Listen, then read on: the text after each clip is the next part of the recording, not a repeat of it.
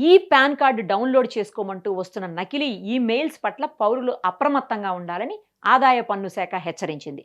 ఇలాంటి మోసపూరిత మెయిల్స్‌ను నమ్మవద్దని, వాటికి స్పందించవద్దని స్పష్టం చేసింది. ఈ మేరకు ప్రెస్ ఇన్ఫర్మేషన్ బ్యూరో సహకారంతో ఆదివారం ఒక ఫ్యాక్ట్ చెక్ హెచ్చరికను జారీ చేసింది. ఆదాయ పన్ను శాఖ పేరుతో పంపే ఈమెయిల్స్‌లో ఎప్పుడూ వ్యక్తిగత వివరాలు, పిన్ నంబర్స్, పాస్వర్డ్స్ లేదా క్రెడిట్ కార్డు, బ్యాంకు ఖాతాల వంటి ఆర్థిక సమాచారాన్ని అడగబోమని ఐటీ శాఖ స్పష్టం చేసింది.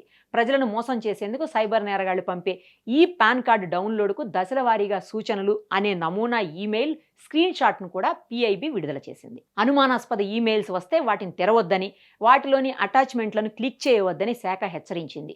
ఈ అటాచ్మెంట్స్లో కంప్యూటర్ను పాడు చేసే ప్రమాదకరమైన మాల్వేర్ ఉండే అవకాశం ఉందని తెలిపింది. ఒకవేళ పొరపాటున లింక్పై క్లిక్ చేసినా ఎలాంటి రహస్య సమాచారాన్ని నమోదు చేయవద్దని హెచ్చరించింది. అలాంటి ఫిషింగ్ ఈమెయిల్స్ వస్తే సంబంధిత అధికారులకు ఫిర్యాదు చేయాలని ఐటీ శాఖ పన్ను చెల్లింపుదారులను కోరింది.